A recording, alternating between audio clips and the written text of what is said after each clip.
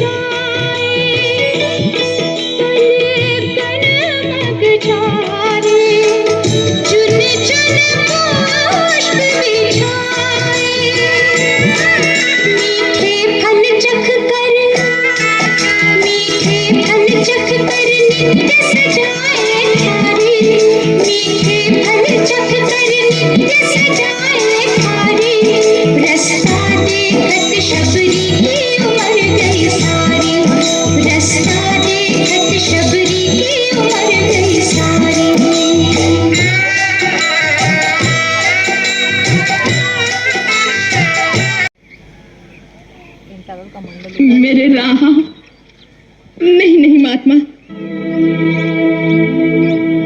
कृपा करके इन फूलों को न रोंदिए, ये मैंने अपने राम के लिए बिछाए हैं। अरे पगली, तू नित्य प्रति इस प्रकार मार्ग में फूल बिछाती है जैसे श्री राम आज और अभी आने वाले हैं। ऐसा करते तुझे कितने वर्ष बीत गए? तेरे राम आए भी? अब तक नहीं आए, परंतु आएंगे, अवश्य आएंगे।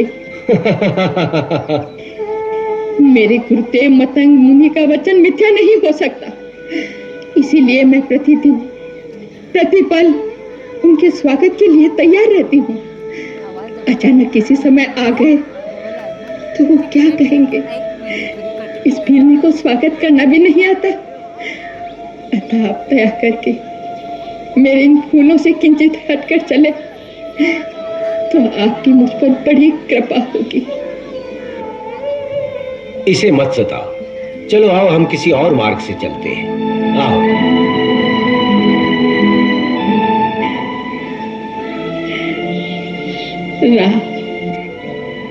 मुझे तो कभी कभी ऐसा लगता है जैसे कि बिल्ली पागल हो गई हो सकता है, परंतु ये भी मत भूलो कि भक्ति और पागलपन में अधिक अंतर नहीं होता।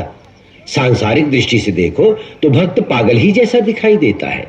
शबरी महातपस्विनी है और उसे सिद्धि प्राप्त है, परंतु उसमें सिद्धि का अहंकार लेश मात्र नहीं है। यही एक सच्चे भक्त की निशानी है। जी गुरुदेव।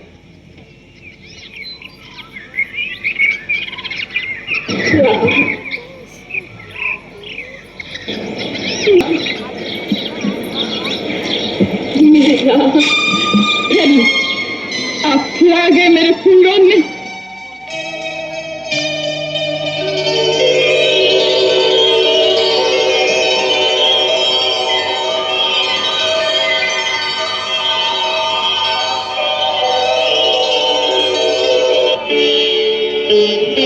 कौन है आप? हम माता शबरी के पास जाना चाहते हैं। आप कृपया हमें इनकी कुटिया तक पहुंचा देंगी? माता शबरी के पास? लेकिन आप है कौन? मैं राम और ये मेरा छोटा भाई लक्ष्मण।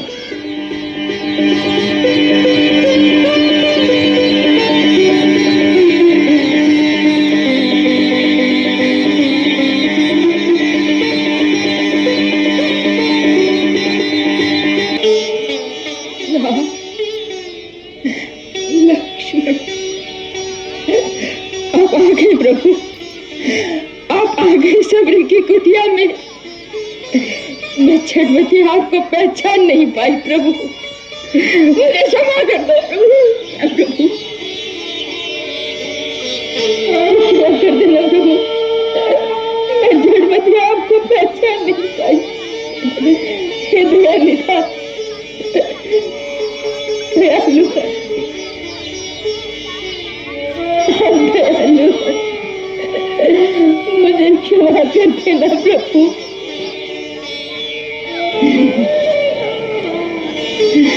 मेरे प्रभु आइए,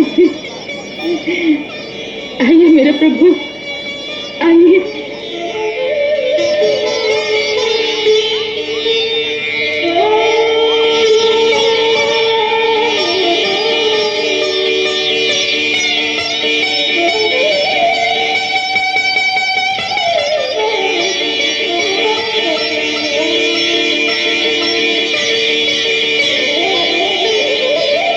पधारिए प्रभु, पधारिए, पधारिए प्रभु, आइए। आपके चरण कमल से आज मेरी कुटिया पवित्र हो गई। विराजिए मेरे प्रभु, विराजिए,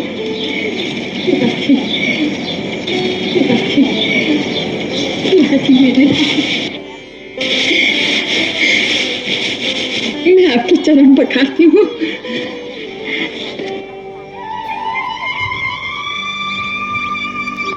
नहीं नहीं माता, अब इसकी कोई आवश्यकता नहीं। तुम्हारे स्नेह भरे अश्रुओं से मैं पहले ही पवित्र हो गया।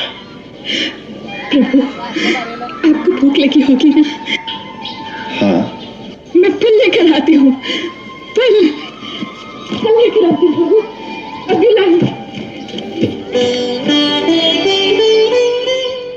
बरसों से प्रतिदिन आपके लिए मैं मीठे मीठे बेर लेकर आती हूँ प्रभु, बरसों से।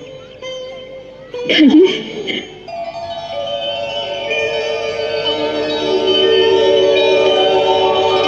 खाइए प्रभु, बहुत मीठे हैं, मैंने चक-चक कर रखे हैं।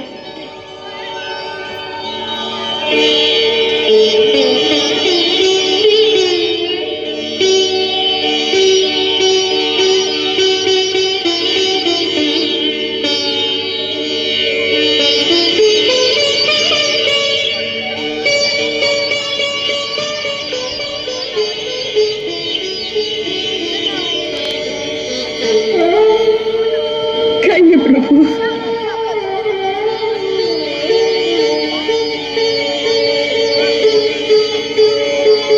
लक्ष्मण, खाओ।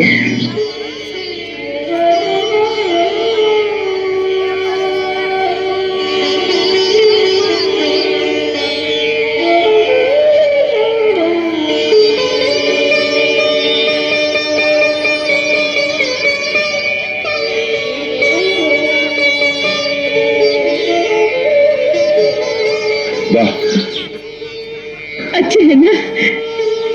मीठे हैं। इनकी प्रशंसा के लिए शब्द नहीं है मेरे पास। इतने वर्षों बाद ऐसा लगा जैसे माता कौशल्या अपने हाथ से खिला रही हो। लक्ष्मण,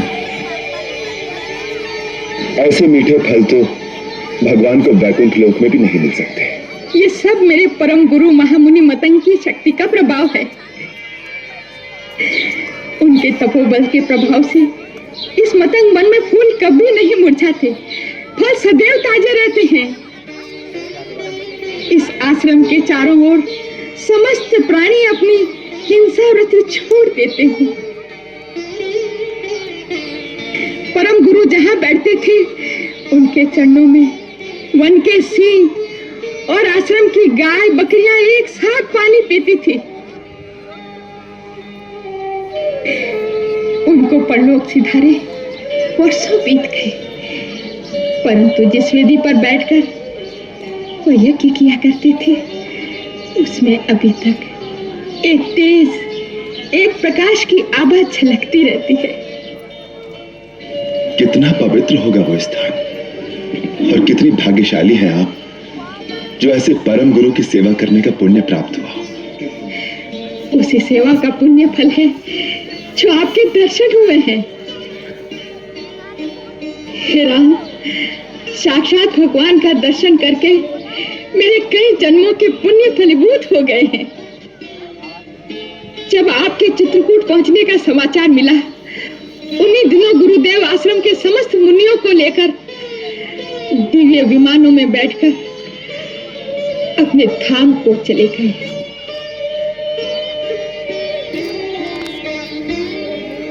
मुझ में भक्ति भाव की प्रधानता देखकर उन्होंने विशेष कृपा के कारण मुझे इसी कुटिया में रहने का आदेश देकर कहा कि एक दिन श्री राम लक्ष्मण के साथ इस आश्रम में आकर तुम्हारे अतिथि बनेंगे। उनके दर्शन मात्र से तुम अपनी भक्ति का चरम फल प्राप्त करोगी। इसके पश्चात तुम हमारे पास आ जाना। उन्हें हमारे आने का ज्ञान था? हाँ प्रभु, उन्होंने कहा था कि श्री राम अपनी भार्या की खोज में यहाँ आएंगे। तुम उन्हें महाबली सुग्रीव तक पहुंचाने का मार्ग बताकर कहना कि वह सुग्रीव से मित्रता करके रावण पर अवश्य विजय पाएंगे और सीता सहित आनंद पूर्वक अयोध्या जाएंगे। ये भावी निश्चित है प्रभु। आपसे दनु नाम के गंधर्व ने जो कुछ कहा है, मैं उसका समर्थन करती हूँ। आपने ये समाचार सुनाकर जैसे अपने परम गुरु का आशीर्वाद मुझ तक पहुंचा दिया है। अब कृपा करके ये बताइए कि हम महाबली सुग्रीव तक कैसे पहुंचे? आप अनजान की बातें पूछते हैं प्रभु, तो बताती हूँ। यहाँ से आगे जाने पर आपको पंपासुर नाम का एक सुंदर सरोवर मिलेगा। उसके दक्षिण तट की ओर ऋष्यमुख और मल्याद्रि नाम के 2 पर्वत शिखर दिखाई देंगे। सुग्रीव अपने 4 मंत्रियों सहित वहीं रहते हैं, जिनमें हनुमान नाम का आपका एक चिरपरिचित भक्त भी है प्रभु। उनके सहयोग से सुग्रीव से भेंट होने पर आपके द्वारा सुग्रीव का एक अभिष्ट कार्य भी पूर्ण होगा। आपके इस आश्वासन को मैं आपका आशीर्वाद मानता हूं माता। अब हमें जाने की आज्ञा दीजिए। यही है वो 2 पर्वत शिखर, परंतु पहले किस पर जाएं? आगे का मार्ग बहुत दुर्गम दिखता है।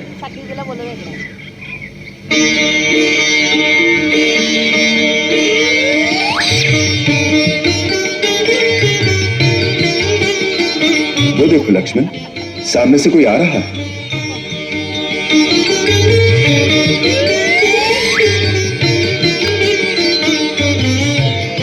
देखने में कोई सज्जन विप्र जान पड़ते हैं। आओ इन्हीं से मार्ग पूछें। भैया, मुझे तो ये कोई वेद पाठी पंडित ही लगते हैं, परंतु दुर्गम निर्जन स्थल में ये किस अभिप्राय से आए होंगे?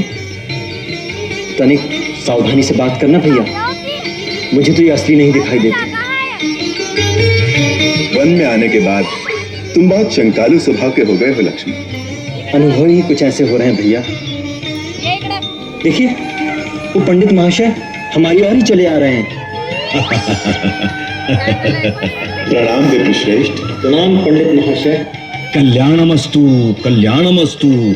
आप कुछ पथ भ्रांत पथिक जान पड़ रहे हैं। हे ब्राह्मण देवता, आपका अनुमान सत्य है। हम ऋषिमुख पर्वत पर जाने का मार्ग ढूंढ रहे थे। मम अनुमानम सत्यम अस्ति, मम अनुमानम सत्यम अस्ति। क्या आप हमें बताने की कृपा करेंगे कि ऋषिमुख पर्वत के शिखर पर जाने का मार्ग कौन सा है? किम प्रयोजनम, किम प्रयोजनम। इमा नदी शुभ जलाम शोभयन्तो तरस्विनो प्रभ्याम पर्वतेन्द्रो सब यौरन भाषित।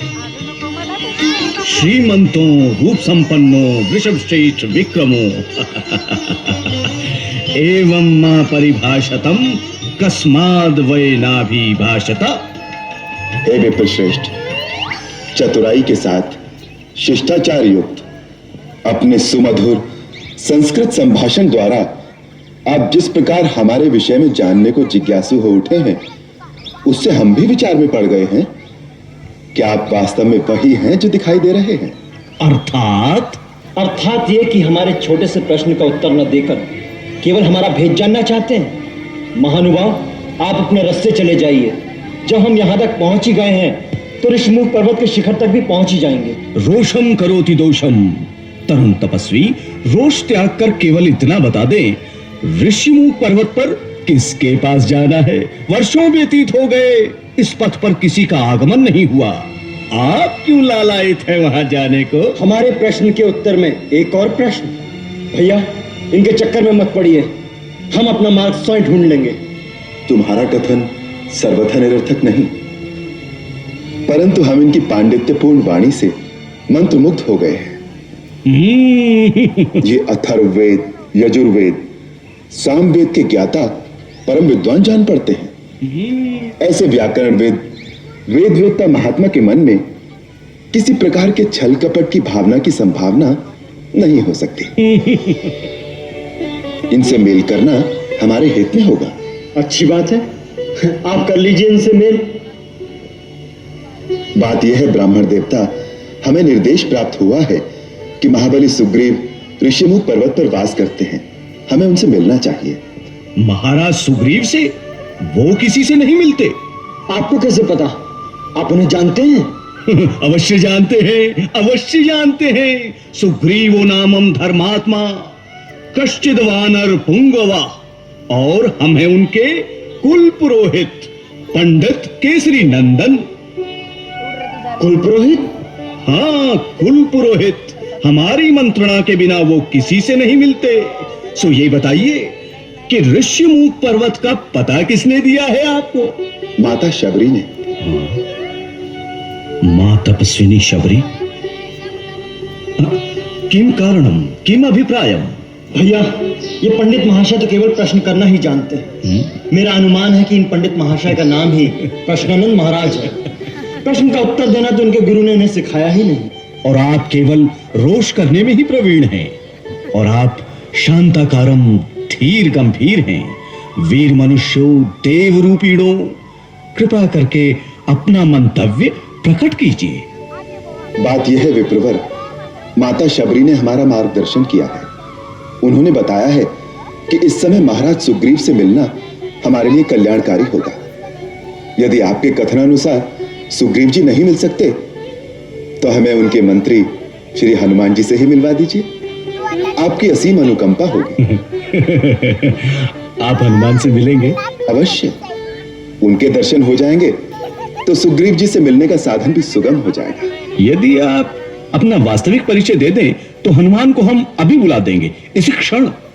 लो, इसी क्षण बुला देंगे, जैसे हनुमान इनकी पोथी में बंद है। अवश्य। आप अपना परिचय तो दीजिए, हनुमान मेरे चुटकी बजाते ही आ जाएंगे। अच्छी बात, तो सुनो। हम अयोध्या के परम प्रतापी महाराजा दशरथ के पुत्र हैं। हम वानर राज सुग्रीव से मित्रता करना चाहते हैं। मेरा नाम लक्ष्मण है। ये मेरे ज्येष्ठ भ्राता श्री रामचंद्र जी हैं। राम, श्री रामचंद्र।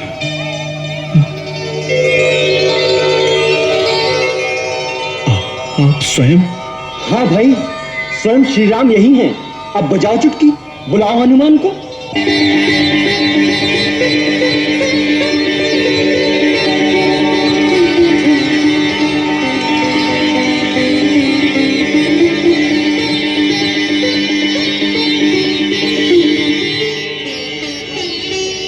श्री राम, ये क्या कर रहे हैं आप? ये उचित नहीं। एक तो हम आपके द्वार पर कुछ मांगने आए हैं, दूसरे आप ब्राह्मण के रूप में हैं, महाराज सुग्रीव के कुल पुरोहित। तीनों प्रकार से आप तो पूजनीय हैं विप्रवर। फिर आप मेरे चरण क्यों छू रहे हैं? मुझे पाप लगेगा। स्वामी के चरण छूना पाप नहीं होता प्रभु।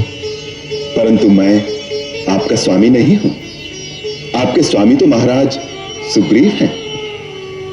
स्वामी का मित्र भी स्वामी ही होता है प्रभु, इसलिए आप मेरे स्वामी हैं, वंदनीय हैं। आपने सेवक को उठाकर अपने गले से लगा लिया, यह आपकी महानता है। ऐसे दयालु स्वामी के लिए तो सेवक को प्राण भी निछावर कर देना चाहिए। इतनी मीठी मीठी बातें कर रहे हैं पंडित महाशय, परंतु अभी तक अपनी पहचान नहीं होने दी। यही कुशल गुप्तचर की निशानी है।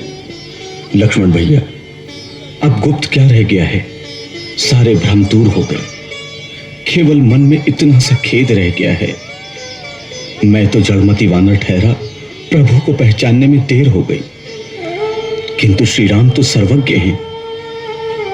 इन्होंने अपने अनादि भक्त हनुमान को पहचानने में इतनी देर क्यों कर दी? हनुमान? तुम हनुमान हो? हाँ भैया, मैं ही चिर सेवक वही हनुमान हूं।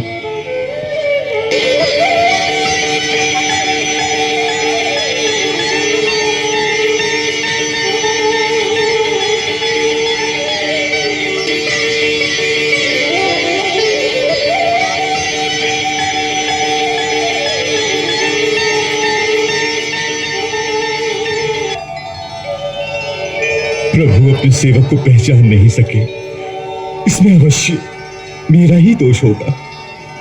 दोष तुम्हारा नहीं हनुमंत, तुम्हारी विद्वत्ता का है। इतने बड़े बड़े संस्कृत के मंत्रों से जो तुम अपने पांडित्य का प्रभाव हम पर जमा रहे थे, हम तो उसी से डर गए भैया। यही तो भूल हो गई प्रभु। जहां भक्त ने प्रभु के सामने अपने ज्ञान और पांडित्य का प्रदर्शन किया, वही प्रभु उस पर हंसने लगते हैं कि जाओ, अब तुम अपने ज्ञान द्वारा मुझ तक पहुंचो। भगवान, इस भूल के लिए क्षमा कर दे प्रभु, क्षमा कर दे भगवान। नहीं हनुमान, तुमसे तो सपने में भी कभी भूल नहीं हो सकती। तुम तो मुझे लक्ष्मण और भरत के समान ही प्रिय हो। उधर ही बातें करते रहेंगे भैया, इधर भी कृपा दृष्टि डालो। श्री राम के तुम भी सेवक, मैं भी सेवक, इसी नाते अपना छोटा भाई समझकर मुझे गले लगा लो भैया। लक्ष्मण, मेरे भाई, आपके ही मेरा ये जीवन निछावर हो जाए तो भी कम है। प्रभु, अपने स्वामी वानरराज सुग्रीव के आदेश से आपका भेद जानने के लिए मुझे अपना रूप बदलना पड़ा। अच्छा, तभी इतने बड़े गुप्तचर बनकर आए थे। अब तो भेद पा लिया। अब तो हमें महाराज सुग्रीव से मिला देंगे भैया। अवश्य लक्ष्मण भैया, अवश्य। आप दोनों का महाराज सुग्रीव से मिलने का अर्थ है उनके भाग्य का उदय। जितनी आपको सुग्रीव की आवश्यकता है, उतनी ही सुग्रीव को भी आपकी सहायता चाहिए। उनकी पत्नी और राज्य उनसे छिन गए हैं। सूर्य कुलभूषण रघुनाथ और सूर्यपुत्र सुग्रीव की मित्रता दोनों के लिए कल्याणकारी और सफलदायक होगी। चलिए ऋषिमुख पर्वत पर चलिए भगवान, वहीं चलकर सारी बातें होंगी। जिस राजा का तुम जैसा ज्ञानवान, विद्वान और बुद्धिमान मंत्री हो, वो बड़ा भाग्यशाली है। ऐसे राजा से मित्रता करके निश्चय ही सारे मनोरथ सफल होंगे। तुम हमें अपने राजा के पास शीघ्र ले चलो। आप मेरे साथ चलिए।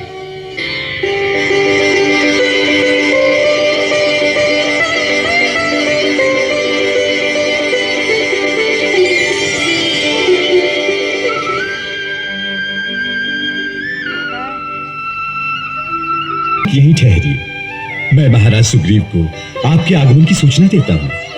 आप हमारी चिंता ना करें कपिवर जी।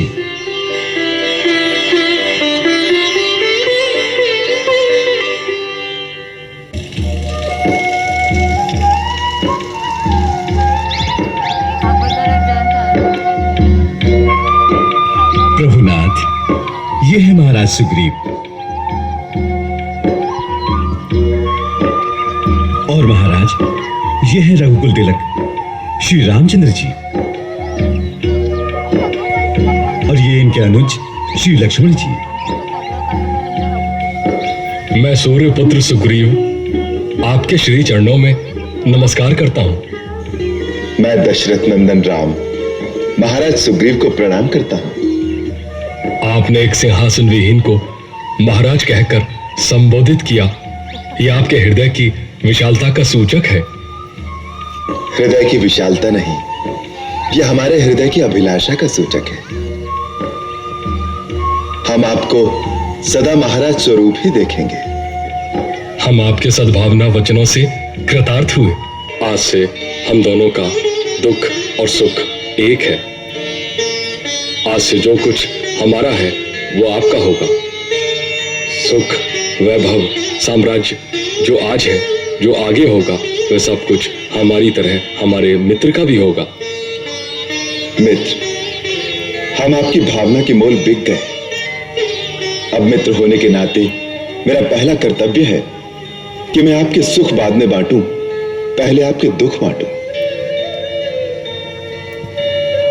मैं अग्निदेव के सामने आपको वचन देता हूं कि आपकी पत्नी का अपहरण करने वाले बाली का निश्चय ही वध करूंगा और आपको आपका खोया हुआ राज और आपकी पत्नी वापस दिलाऊंगा। मेरे तुणीर में ये तेजस्वी बाण अमोघ है, इनका वार कभी खाली नहीं जाता। ये रोष में भरे हुए सर्प के समान छूटते हैं और इंद्र के वज्र की भांति भयंकर चोट करते हैं। हे मित्र, हम भले ही तपस्वी वेश में हों, परंतु हमारे पास क्षत्रिय वृत्ति से उत्पन्न उत्साह और गुरुओं की दी हुई अस्त्र विद्या है। हम उसी उत्साह और अस्त्रबल के भरोसे आपको विश्वास दिलाते हैं कि अब शीघ्र ही उस दुराचारी बाली को मेरे ये बाण अवश्य मार गिराएंगे। श्री राम, अपना दुख भूलकर जिसे मित्र का दुख याद रहता है, उसकी महानता मानो तो क्या, स्वयं शेषनाग भी अपने सहस्त्रों मुखों द्वारा बखान नहीं कर सकते। देवी सीता की खोज करने के लिए आप हमारी सहायता मांगने आए थे, परंतु इससे पहले कि हम आपकी कोई सहायता करें, आपने महाराज सुग्रीव की सहायता की भीषण प्रतिज्ञा पहले ही कर ली। आप धन्य हैं प्रभु, आपको कोटि कोटि प्रणाम। हे राघव, जैसे घायल की गति घायल जानता है, उसी प्रकार मैं आपके पत्नी वियोग का दुख पूरी तरह समझता हूं। मैं भी अग्नि को साक्षी करके वचन देता हूं कि हम फिर से वानर साम्राज्य के अधिपति बने या न बने, परंतु आपकी भार्या देवी सीता पाताल में हो या आकाश में या भूमंडल के किसी कोने में, मेरे वानर उन्हें अवश्य ढूंढ लेंगे। तब तक हम में से कोई भी चैन की नींद नहीं सोएगा। आप केवल एक बार मुझे उसका पता बता दें कि वो राक्षस कहां रहता है, मैं सारे वंश सहित उसका विनाश कर दूंगा। उसने छल से सीता का अपहरण करके न केवल मेरा अपमान किया है, वरन रघुकुल के मेरे पूर्वजों की कीर्ति को धक्का पहुंचाया। आप उसका पता जानते हो तो मुझे एक बार उसका पता बता दो, बाकी का कार्य मैं स्वयं कर लूंगा। हे राघव, उस पापात्मा राक्षस का गुप्त निवास स्थान कहाँ है, उसमें कितनी शक्ति है, उसका पराक्रम और उसका वंश कैसा है, इन सब बातों को मैं सर्वथा नहीं जानता, परंतु मैं वचन देता हूं कि मैं ऐसा यत्न करूंगा जिससे मिथिलेश कुमारी सीता जी आपको अवश्य मिल जाएंगी। और ऐसा मेरा अनुमान है कि मैंने देवी सीता को उस राक्षस के साथ देखा है। देखा है? आपने सीता को देखा है? कहां? कैसे? एक दिन हम पांचों पर्वत शिखर पर बैठे हुए थे तो हमने क्रूर राक्षस को अपने विमान में एक स्त्री के साथ दक्षिण की ओर जाते हुए देखा। वह देवी जोर जोर से सहायता के लिए पुकार रही थी और हमें बैठे देखकर उसने कपड़े की एक पोटली में बांधकर कुछ फेंका। हमने उस पोटली को खोल कर देखा तो उसमें कुछ आभूषण थे। मैं वो आभूषण अभी मंगवाता हूं, आप पहचान लीजिए। हनुमान, वो पोटली ले आओ। जी महाराज।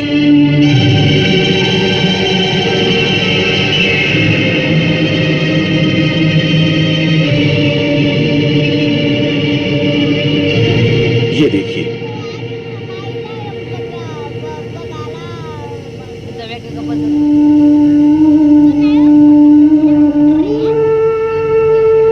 ये आभूषण सीता देवी के न हो।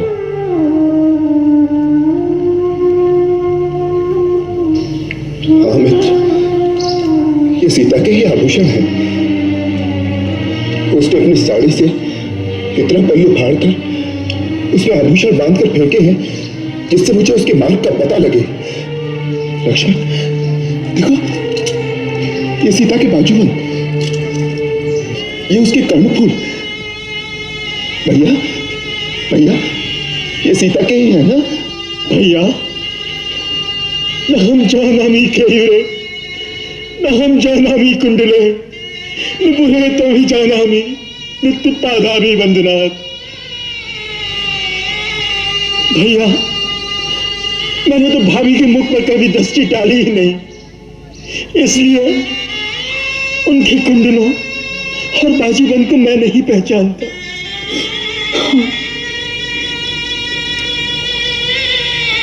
प्रतिदिन उनके चरणों पर वंदना करने के कारण मैं उनके नुपुरों को पहचानता हूं।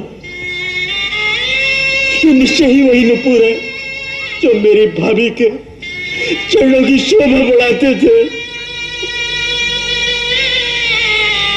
हाँ लक्ष्मण, जब प्रातः काल वो पुष्प वाटिका में पुष्प चुनने जाती थी तो इनकी मधुर ध्वनि से सारा वन सचेत हो जाता था।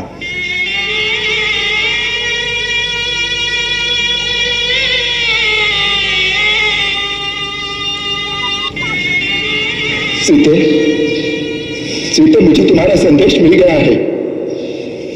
मैं तुम्हें मुक्त करने अवश्य आऊंगा। तू जहां कहीं भी हो, चिंता न करना। तुम्हारा राम तुम्हारी सहायता के लिए अवश्य आएगा सीते। प्रभु श्री राम। सुनगा, बल है तो बाहर निकल, मुझसे युद्ध कर। ओ बाली, बाली, हिम्मत है तो बाहर निकल।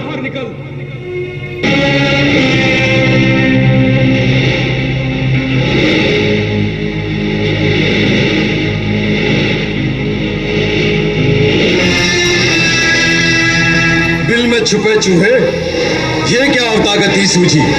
जा छुप जा, जा छुप जा जाके अपने उसी बिल में। प्रलाप न कर बाली, युद्ध कर, युद्ध। अच्छा तो चूटी के भी आज पर निकल आए। चल खुले मैदान में, चल, चल तो चल।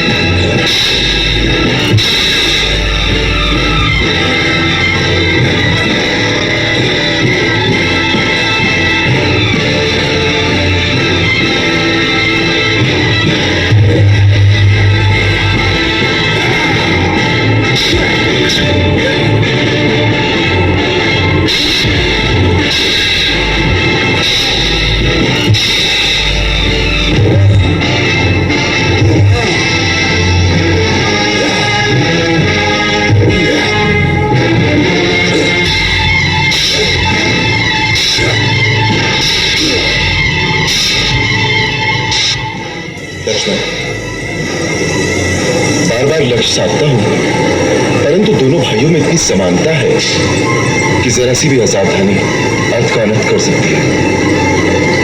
मैं ये बाण नहीं छोड़ सकता।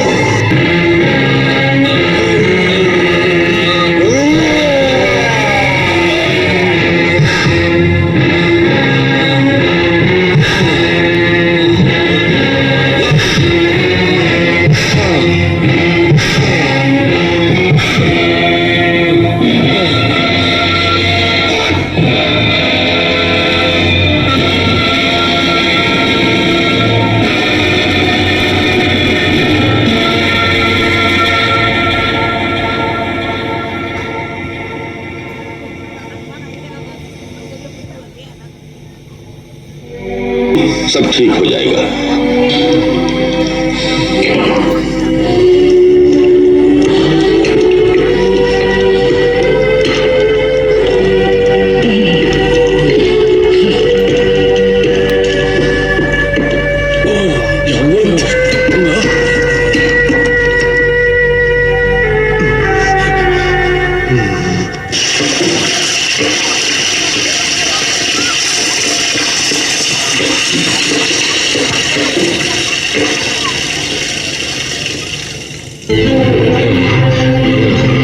कैसे हो मित्र? वाह मित्र वाह, अच्छा वचन निभाया, क्या साथ दिया, अच्छी मित्रता निभाई। क्या बहुत पीड़ा हो रही है? कृपालु रघुवीर, मैंने तो आपसे पहले ही कहा था, बाली मेरा भाई नहीं है, मेरा काल है, काल। आपने मुझे उकसाकर मौत के मुंह में भेज दिया और आप छिपकर मेरे पिटने का तमाशा देखते रहे। रघुनंदन, आपने ऐसा क्यों किया? मुझे पहले ही सच सच बता देते कि आप बाली को मारेंगे नहीं, तो मैं लोक हंसाई कराने तो न जाता। तुम्हारा रोष स्वाभाविक है, परंतु शांत चित्त करके मेरी विवशता को समझने का प्रयत्न करो। तुम दोनों वेशभूषा, कद, चाल ढाल हर प्रकार से एक समान हो। दोनों भाइयों का रूप भी एक जैसा ही है। तुम दोनों की समानता देखकर मैं भ्रम में पड़ गया। यदि मेरी भूल से मेरा बाण तुम्हारे हृदय को विदीर्ण कर देता तो कैसा धर्म संकट था मेरे लिए। अपनी शरण में आए हुए एक प्राणी को वध करने का कलंक रघुकुल की कीर्ति को मिट्टी में मिला देता। इसी कारण मैंने शत्रु संहारक बाण नहीं छोड़ा और तुम्हें इतना कष्ट उठाना पड़ा।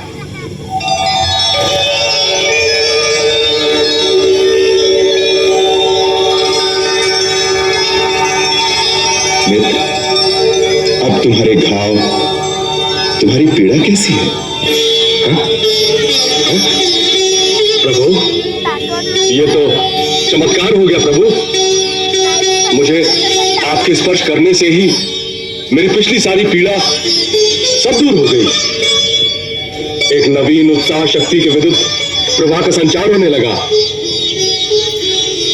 मेरे प्रभु श्री राम सुखधाम के वृद्ध हस्त से मृत शरीर में भी श्वास का संचार हो सकता है। श्री राम की महिमा अपरंपार है। हनुमंत, हमें इस लोक से परे पारलौकिक न बनाओ। ये तो केवल एक मित्र के लिए एक मित्र का सत्य स्नेह और सद्भावना का प्रभाव है। वानरराज सुग्रीव तो केवल एक मित्र ही नहीं, इस समय हमारे आश्रयदाता भी हैं। मित्र वत्सल, मेरे प्राण आपके अधीन हैं, ऐसा कहकर मुझे लज्जित न करें। अब मुझे आदेश दें, मेरे लिए क्या कर्तव्य है प्रभु? अन्यायी अधर्मी बाली का प्रतिकार, पुनः उससे युद्ध की ललकार। लक्ष्मण जी भैया। निशानी के लिए तुम एक पुष्पमाला सुग्रीव के गले में पहना दो, जिससे हम दोनों को पहचान सके। जो आज्ञा भैया।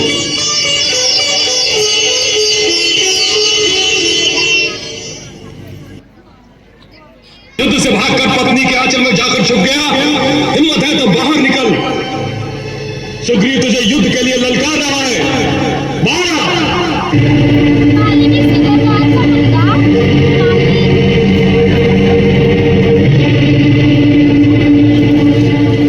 निर्लज्ज, तू फिर आ गया। मैंने छोटा समझकर पहली बार तुझे जीता छोड़ दिया था, परंतु अब नहीं छोड़ूंगा। लगता है तेरी मृत्यु तुझे दोबारा किष्किंधा के द्वार पर घसीट लाई है। किसकी मृत्यु होगी ये तो युद्ध के बाद ही पता चलेगा। सुग्रीव, मेरे हाथों क्यों मरता है? अब भी चला जा। कारों जैसी बात मत कर बाले। यदि माँ का दूध पिया है तो आ जा मैदान में। अच्छी बात है, तेरे भाग्य में आज मरना ही लिखा है, तो चल आ जा।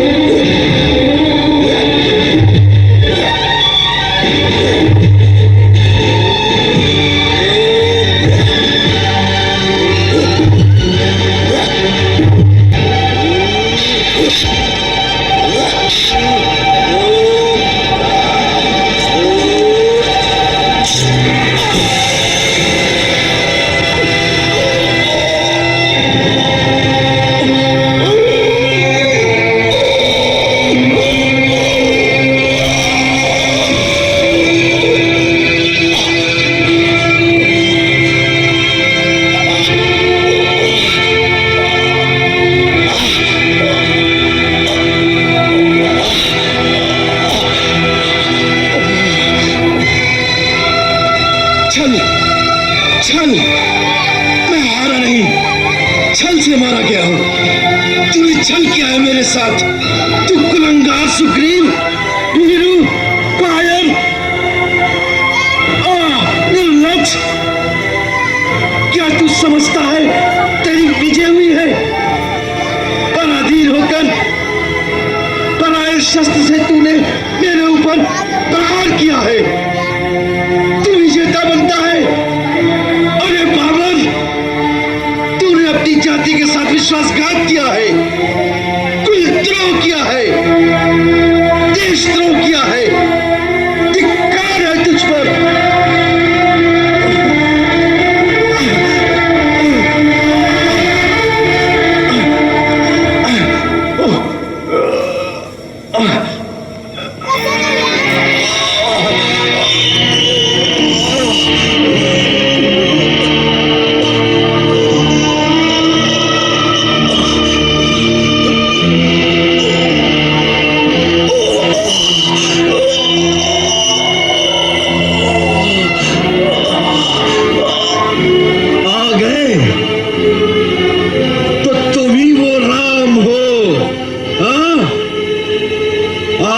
शिरोमणि श्री राम, दशरथ नंदन रघुकुल भूषण, जिसकी कीर्ति का पताका पूरे आर्यवर्त में फहरा रहा है, तुम वही राम हो। तुमने ठीक पहचाना कपिवर, यही मर्यादा पुरुषोत्तम श्री राम है। प्रथम दर्शन के उपलक्ष्य में किष्किंधापति पाली का नमस्कार स्वीकार करोगे?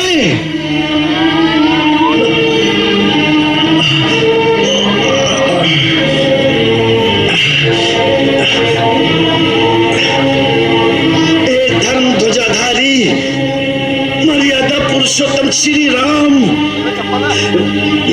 मुझे केवल इतना बता दो, कौन सी मर्यादा का तुमने पालन किया है राम? आज से छुपकर तुमने मेरे ऊपर प्रहार किया है।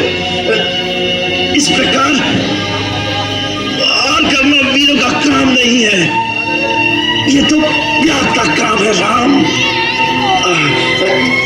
इस दुष्कर्म से क्या अपनी वीरता के नाम पर कलंक नहीं लगाया है राम? राम बोलो, राम बोलो, उत्तर दो राम, उत्तर दो।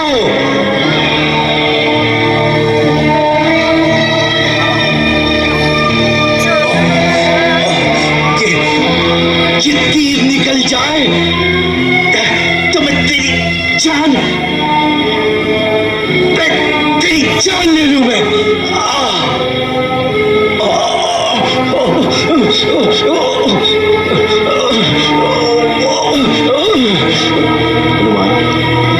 इनका बाण निकाल दो, इनकी पीड़ा कम हो जाएगी।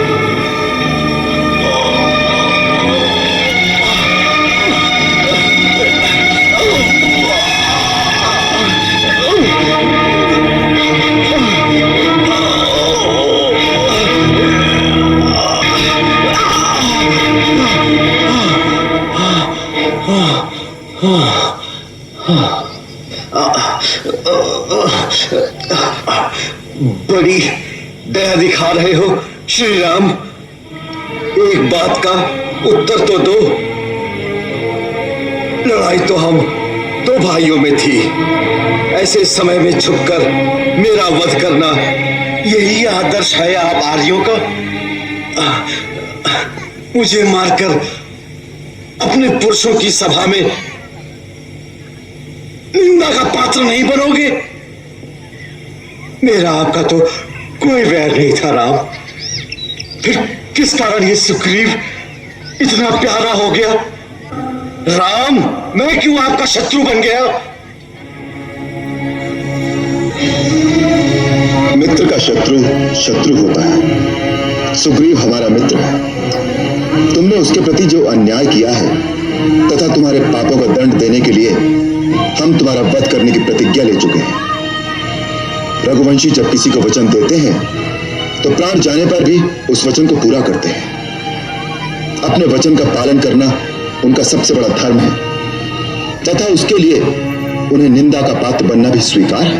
राम, सुग्रीव से मित्रता करने में रावण द्वारा हरण की गई अपनी स्त्री के उद्धार का तुम्हारा स्वार्थ नहीं छुपा है, किंतु ये प्राणों के भय से पहाड़ों की खो में मुंह छुपाए पड़ा रहने वाला ये कायर क्या तुम्हारी सहायता करेगा? बोलो। इसके लिए तुम किष्किंधापति बाली के पास आते तो देखते मैं अब तक उस दुरात्मा को बांधकर तुम्हारे चरणों में डाल चुका होता। सीता को उसने सागर की अतल गहराइयों में, आकाश में या पाताल में कहीं पर भी छुपा रखा हो, मैं सीता माता को तुम्हारे हवाले कर देता हूं। जिस प्रकार क्रूरतापूर्वक तुमने बाली का वध किया है, उस अनीति को तुम इतिहास की दृष्टि में कभी न्यायोचित नहीं ठहरा सकोगे। जो जन्म लेता है वो अवश्य मरता है, इसलिए मुझे मरने का शौक नहीं है।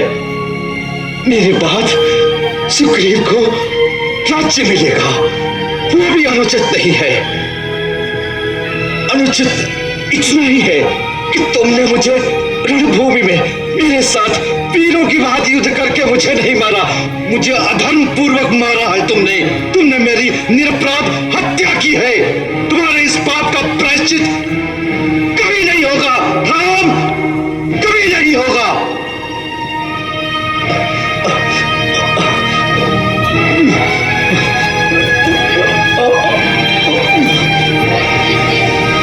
वानरराज, आज मरणोन्मुख अवस्था में पहुंचकर तुम जिस धर्म, सत्कर्म और नीति की दुहाई दे रहे हो, अपने जीवन काल में उसी धर्म, सत्कर्म, न्याय और नीति का विचार तुमने सपने में भी नहीं किया। धर्म, अर्थ, काम और लौकिक सदाचार तुम स्वयं ही नहीं जानते हो। आचार्यों द्वारा धर्म के स्वरूप को ठीक ठीक जाने बिना ही आज तुम मुझे धर्म का उपदेश देना चाहते हो। मेरी निंदा करते समय तुम मुझे एक अबोध बालक के समान दिखाई दे रहे हो। तुम स्वयं चपल हो और चंचल चित्त वाले अजितात्मा वानर तुम्हारे मंत्री हैं। जिस तरह एक अंधा दूसरे अंधे को रास्ता दिखाए, वैसे ही तुम्हारे चपल मंत्री तुम्हें परामर्श देते हैं। फिर तुम धर्म का विचार कैसे कर सकते हो? धर्म के सूक्ष्म स्वरूप को कैसे समझ सकते हो? धर्म की बात तो दूर रही, अपने अपरिमित बल के मद में चूर होकर तुमने तो सामान्य लौकिक आचार व्यवहार का विचार भी कभी नहीं किया। बड़ा भाई, पिता तथा गुरु तीनों एक समान पूजनीय माने गए हैं। उसी प्रकार छोटा भाई, पुत्र तथा शिष्य तीनों एक समान माने गए हैं। पुत्र की वधू, अनुज की भार्या तथा भगिनी के साथ अपनी कन्या के समान पवित्र संबंध रखना पारिवारिक, सामाजिक तथा नैतिक धर्म है, परंतु तुमने कभी किसी मर्यादा का कोई पालन नहीं किया। अपने छोटे भाई सुग्रीव के साथ अन्याय करके बिना किसी दोष के उसे निष्कासित कर दिया और उसके जीते जी उसकी पत्नी रूमा को अधर्म और अनीति से पत्नी की भांति अपने अधीन रखा। ऐसे पुरुष का वध करना ही उसके लिए उपयुक्त दंड माना गया है। यदि ये मेरा पाप भी था तो दंड देने का अधिकार केवल राजा को होता है। तुम्हें क्या अधिकार था न्याय का भार अपने हाथ में लेने का? अहंकारी वानर, तुम्हें यह विदित होना चाहिए कि पर्वतों, वन और कानूनों से युक्त ये सारी पृथ्वी हम इक्ष्वाकु वंश के राजाओं की है। इस समय इक्ष्वाकु वंश के राजा भरत है। उन्हीं की आज्ञा का पालन करने वाला और पवित्र इक्ष्वाकु वंश का वंशधर होने के नाते यहाँ के पशु, पक्षी, नर, वानर सबके प्रति दया का भाव रखने अथवा उन्हें दंड देने का अधिकार मुझे प्राप्त है।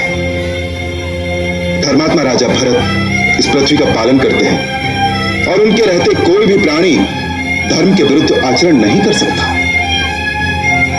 अतः हम सब उन्हीं की आज्ञा से श्रेष्ठ धर्म में स्थिर रहकर तुम जैसे धर्म भ्रष्ट पुरुषों को विधिवत दंड देते हैं। वाली, सत्पुरुषों का धर्म अति सूक्ष्म होता है, उसे समझना बहुत कठिन है।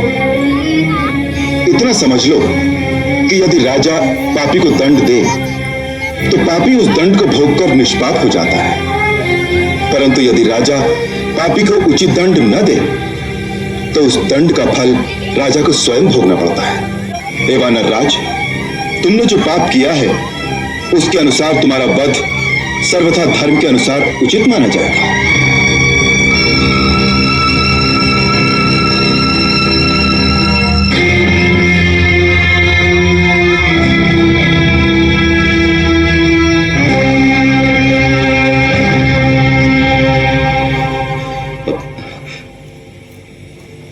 हे दिव्य स्वरूप नरोत्तम, दुष्टांतम और अहंकार के पट मेरी आंखों के आगे से हट गए। मेरी आत्मा के अंतर चक्षु खुल रहे हैं, मानो आत्मा ने परमात्मा को पहचान लिया है। आपके अमोद बाण की पीड़ा के प्रमाद में, अज्ञान के आवेश में मेरे मुख से आपके प्रति अनुचित वाक्य निकल गए हैं। उसके लिए क्षमा करें प्रभु। आप तो परमार्थ तत्व के यथार्थ ज्ञाता हैं और मैं धर्मभ्रष्ट प्राणियों में अग्रगण्य हूं। हे कृपा सिंधु, मेरा अंत मुझे अचेत कर देने वाला है। उससे पहले अपनी चरण रज देकर मुझे प्रायश्चित कर लेने दीजिए प्रभु।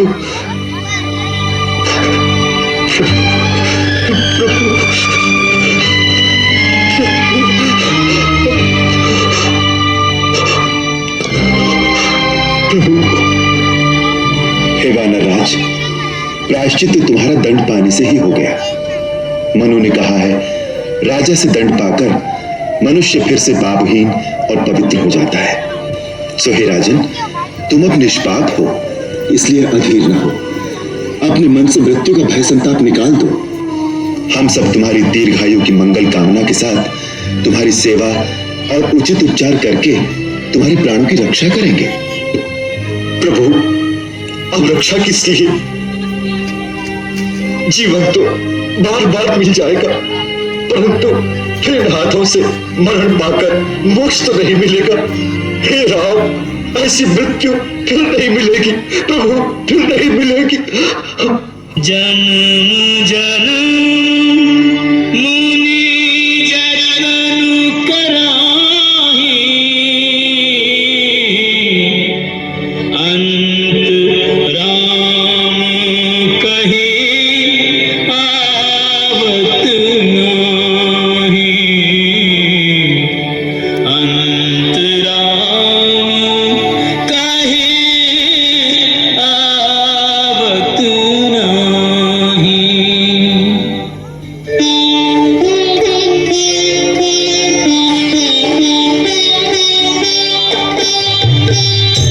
जासु नाम बल शंकर काशी, देत सबहि समगति अविनाशी।